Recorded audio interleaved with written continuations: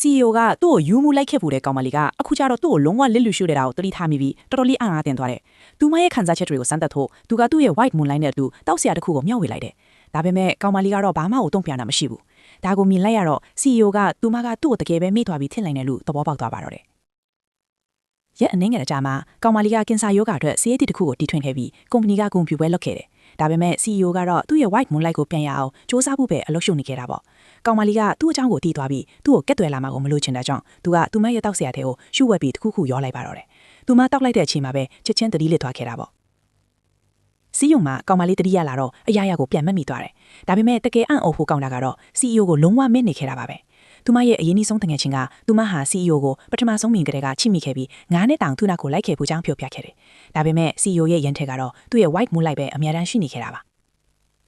လမ်းခွဲပြီးနောက်ပိုင်း CEO ကသူ့ကိုသူပိတ်ဆို့ထားခဲ့တယ်။ကောင်မလေးကတော့သူ့ဘေးမှာအများတန်းရှိနေပေးခဲ့ပေမဲ့ CEO ကသူမကိုချစ်တဲ့အကြည့်နဲ့တခါမှကြည့်ခဲ့တာမရှိဘူး။အစာပိုင်းမှာတော့ကောင်မလေးကမယုံကြည်နိုင်ခဲ့ဘူး။ဒါပေမဲ့သူမရဲ့အဟောင်းချက်မှတ်တိုင်းတွေကိုပြန်ကြည့်ပြီးသူမရဲ့စံပြပုဂ္ဂိုလ်အတိုင်းပဲထင်နေတဲ့ CEO ရဲ့တပ်ပုံကိုမြင်လိုက်ရတဲ့အခါမှာတော့ဒါတွေအားလုံးဟာအမှန်တရားပဲဆိုတာကိုလက်ခံလိုက်ရပါတော့တယ်။အဲ့ဒါကသူမဘဝရဲ့အနာကျင်ဆုံးကာလပါပဲ။ထက်ခါပြစ်တဲ့ခံရတာရဲ့ CEO စီကနေ့စဉ်အဆက်ခွဲခံရတာတွေကသူမထွန်းပုံမှန်လို့ဖိနေခဲ့တာပေါ့။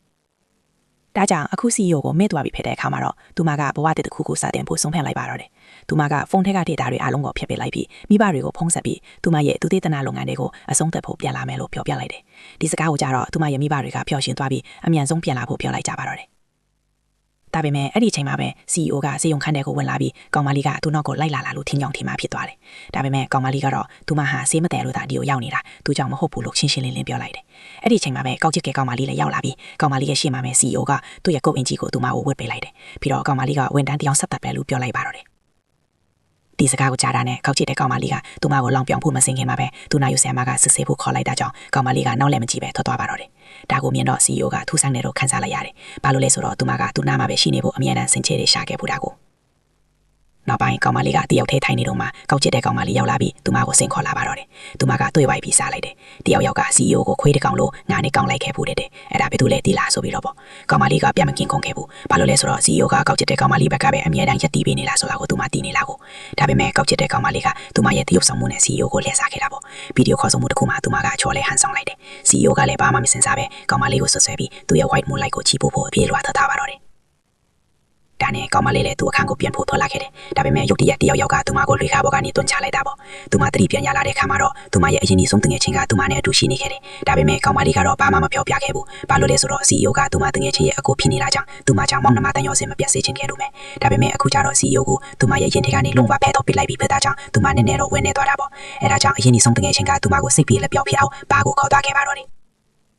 ဒါပေမဲ့အဲ့ဒီနေရာကိုတော့ CEO နဲ့ white moonlight ကရောက်လာပြီးလူအများရှေ့မှာဆုံတွေ့တဲ့တူလူထီကိုစောင့်နေကြပါတော့တယ်။ကောင်မလေးကိုနာကျင်စေဖို့ CEO က white moonlight နဲ့တောက်ဆရာကိုတမင်တကာမျှဝေလိုက်တာပေါ့။သူမစိတ်ဆိုးမယ်လို့မျှော်လင့်ခဲ့ပေမဲ့သူမကတော့လုံးဝတင်ငိမ့်နေခဲ့တယ်။ဒါကိုမြင်တော့ CEO ကစိတ်ဆိုးပြီး white moonlight ရဲ့လက်ကိုဆွဲပြီးထပ်သွားပါတော့တယ်။ဒါပေမဲ့ဒါကိုမြင်တော့အရင်ဆုံးတငယ်ချင်းကမကြိုက်တာကြောင့် CEO ကိုရင်ဆိုင်ပြီးငါတငယ်ချင်းကမင်းကိုအရန်ချစ်ခဲ့တာသူခန်းစားချက်တွေကိုတခါလောင်တောင်လေးစားပေးလို့မရဘူးလားလို့မိလိုက်တယ်။ဒါပေမဲ့ CEO ကအေးဆက်ပြန်ပြောလိုက်တယ်။သူကငါကိုချစ်တယ်ဆိုရင်ငါကလည်းသူကိုချစ်ရမှာလားဆိုပြီးတော့ပေါ့။သူမကသူ့ကြောင့်ကွန်ပင်မှာရှိနေတာတတ်ပါမဟုတ်ရင်ကြားလာပြီးထပ်ပြလိုက်မှလို့တော့ထပ်ပြောလိုက်ပါသေးတယ်။ဒီစကားကိုကြားလိုက်ရတော့ကောင်မလေးရဲ့ရင်ထဲကလုံဝါကိုခွဲကြည့်တော့ပါတော့တယ်။ကဲအခုဘာလေးဆက်ဖြစ်မလဲ။သိချင်ရင်တော့ဒီဗီဒီယိုလေးကို like လုပ်သွားကြအောင်